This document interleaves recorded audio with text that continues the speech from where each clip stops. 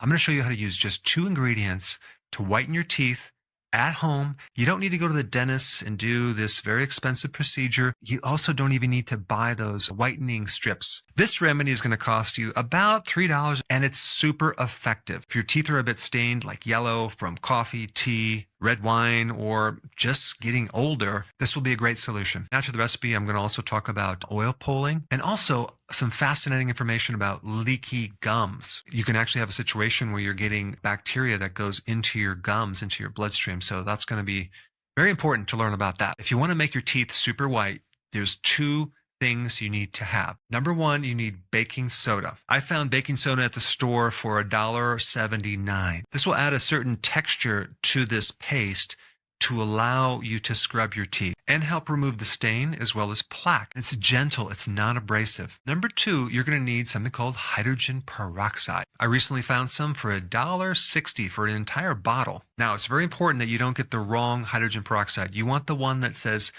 3% or less. You do not want the one that's like 15% or 40%. That's going to be way too strong. And by the way, the main ingredient in these whitening strips that you'd buy online is hydrogen peroxide. But they charge you like $20, $30, $40 for these little strips. You don't need to do that. And then when you go to a dentist, it's even more expensive, and they're using a very concentrated hydrogen peroxide, which is up into the 40s. The problem with that is, yes, it does work on making your teeth whiter, but that super high concentrated hydrogen peroxide on your gums with the ultraviolet or LED lights that they put at the same time that intensifies that chemical reaction can really mess with your gums and dehydrate your actual teeth to the point where now you have this sensation in your teeth that they hurt because the concentration is too high. Yes, it'll work a little faster, but you don't want to put that in your mouth. Here's what you're going to do. Get a little container, and you're going to put 1 teaspoon of baking soda in the container. Then you're going to take the hydrogen peroxide, 3% or less, and you're only going to use 3 drops of it into this baking soda, and then 8 drops of water. You're going to mix it up really nice, and it's going to actually break up the bonds of the stain. The stain is a certain chain of molecules. Well, the oxygen will break that up and release this pigment from your teeth, causing you to have whiter teeth. This is why hydrogen peroxide is so important. Then you're going to mix it up, take your toothbrush, and gently polish the outside of your teeth, the inside of your teeth. This is also going to help any bacteria that you have as well. And it's also going to reduce the plaque formation. You're basically going to brush your teeth with this mixture for 1 to 2 minutes. Then you're going to rinse out your mouth very thoroughly. But because the concentration is less than the 40% that you would see when you go to the dentist, you're going to have to do this a few times a week. I would recommend doing it 2 to 3 times a week for a few weeks to see the big change, but it's going to work. You will be amazed. And I do want you to comment down below when you see the results. The whole point of this is to do it safely and gradually. This way you won't damage your gums or the enamel on your teeth. That was simple. Now let's talk about oil pulling.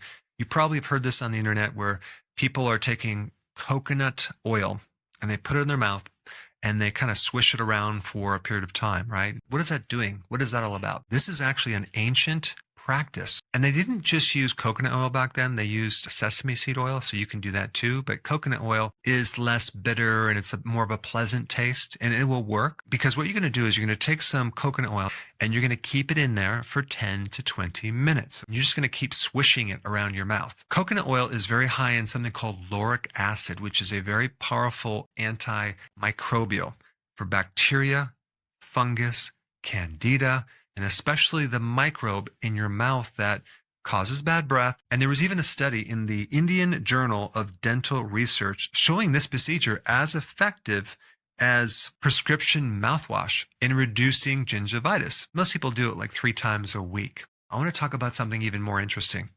The relationship between sugar or glucose and vitamin C. What I wanted to reveal about this is that glucose has a similar chemistry to vitamin C. They compete together. You've probably heard of scurvy before. Scurvy is a disease that happened to sailors and other people way back in the day, where they basically did not have enough vitamin C. At that time, it wasn't even recognized. One thing that vitamin C does is support your collagen. When you're really deficient in vitamin C, you can get pink toothbrush because your gums will bleed if you consume a lot of sugar or chew gum a lot. The vitamin C that you're taking or from the foods, the glucose will block the vitamin C from going in.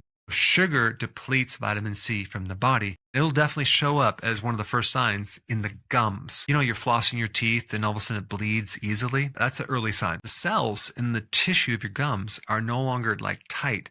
They're kind of loose, so you have these holes, very similar to having leaky gut or even leakiness in your arteries. That would make a pathogen enter that area and get into the body, into the bloodstream. I don't know if you know this fact, but they've isolated dental bacteria in the plaquing of arteries and also in the plaquing in the brain in Alzheimer's. We want to keep the bacteria from going into the body through the mouth. Thanks for watching, and I will see you in the next video. Hey, before you leave, I just wanted to give you a little quick history on some of the books that I wrote. This was one of the first books. It's called Dr. Berg Body Shapes. It was my attempt at writing about body types. What was very interesting about this book is I actually did all the images myself. Don't ask me why. They look actually not quite as professional as some of the images that I have in the new book. But anyway, this is my first attempt right here called Dr. Berg's Body Shape Diets. And then I wrote a book more extensive called The 7 Principles of Fat Burning. I don't even have a copy anymore, actually, because it's outdated. The next book, I put about 1,000 hours into this one right here called The New Body Type Guide. Major updates on the body types. I put a lot of energy into this. It has professional images, graphics, all sorts of things. Now, the problem with this book is it doesn't really describe what this is really about. Body types are only a small portion of what's in this book. And that's why I changed the name to the Healthy Keto Plan, okay? If you happen to have this book, you don't really need this book because there's some only very, very minor updates. But if you don't have this, you need to get this one right here. This book goes into every single detail that you would ever want to know about. It goes into the 7 principles of fat burning. It goes into hormones, the body types, the basic keto plan. It goes into intermittent fasting. I talk about the 10 fat burning triggers and blockers and fat burning strategies with a lot of details in every single chapter. I go into body issues that interfere with losing weight. There's very few people that just have a weight problem. They have a lot of body issues, whether it's sleeping problems, stress problems, inflammation, menopause. I cover that extensively in this book. Then I talk about how to get rid of stress, and I show you a technique. Then I get into exercising. And then I have a lot of really good recipes in this book as well. So this is a good reference guide. On my website, if you get this book, you get this one free. It's called Healthy Keto and Intermittent Fasting. This is the shortcut, quick guide to this book.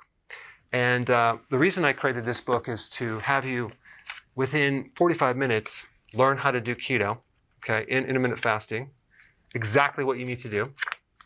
Then you can fill in the blanks with this book right here. So right now I'm doing a special. If you get this book, you get this one totally free, or you can go to Amazon and get these individually. So I just want to clarify the difference between this book and this updated one right here. If you don't have this, you need to get this right here.